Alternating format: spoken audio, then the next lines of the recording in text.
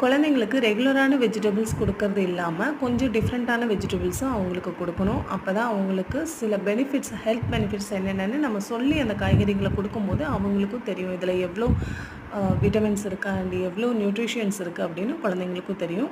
அந்த வகையில் இன்றைக்கி கோவக்காய் ஃப்ரை எப்படி செய்யறதுன்னு பார்க்கலாம். கோவக்காவை திக்காகவும் இல்லாமல் தின்னாகவும் இல்லாமல் ஒரு மீடியம் சைஸில் வந்து நீங்கள் கோவக்காவை நான் கட் பண்ணாமல் ரவுண்ட் ரவுண்டாக கட் பண்ணிக்கோங்க. கடாயில் தேவையான அளவு எண்ணெய் விட்டு கடுகு, கடலைப்பருப்பு, ஒரு வரமிளகா இதையும் சேர்த்துக்குங்க. அண்ட் ஒரு பெரிய வெங்காயம் இதை நல்லா பொடியாக கட் பண்ணி இதையும் சேர்த்து நல்லா வதக்கிக்கோங்க. தேவையான அளவு உப்பு போட்டுக்கோங்க. இது நல்லா வதங்கினதுக்கப்புறமா தேவையான அளவு கருவேப்பிலை இதையும் போட்டு நல்லா வதக்கிக்கோங்க. இது நல்லா வதங்கினதுக்கப்புறமா நம்ம கட் பண்ணி வச்சுருக்கோம் இல்லையா கோவக்காய், அதையும் இதோடவே சேர்த்து நல்லா வதக்கிக்கோங்க.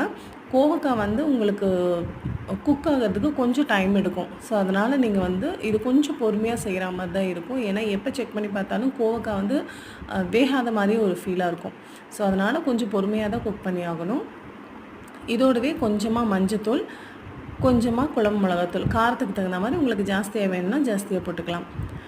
குழம்பு மிளகாத்தூள், இது வரமிளகாத்தூள் வேணாலும் நீங்கள் அதுவும் யூஸ் பண்ணிக்கலாம். பட் நான் வந்து குழம்பு மிளகாத்தூள் தான் யூஸ் பண்ணியிருக்கேன். இதோடவே கொஞ்சம் தண்ணி ஆட் பண்ணிக்கோங்க.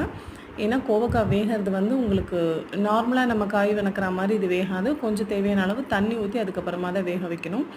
இது ஓரளவுக்கு வெந்ததுக்கப்புறமா ஒரு தக்காளியை மிக்ஸி ஜாரில் அடித்து அதையும் பல்ப்பாக சேர்த்திக்கோங்க. முன்னாடியே சேர்த்துனீங்கன்னா காய் வந்து வேகிறதுக்கு டைம் எடுக்கும். ஸோ ஹாஃப் குக் ஆனதுக்கப்புறம் இதை சேர்த்திக்கோங்க. இது நல்லா சுண்டணும். நீங்கள் தேவையான அளவு தண்ணி ஊற்றி வெந்ததுக்கப்புறமா நல்லா சுண்டணும். சுண்டதுக்கப்புறமா ஒரு பூண்டு தட்டி போட்டுக்கோங்க.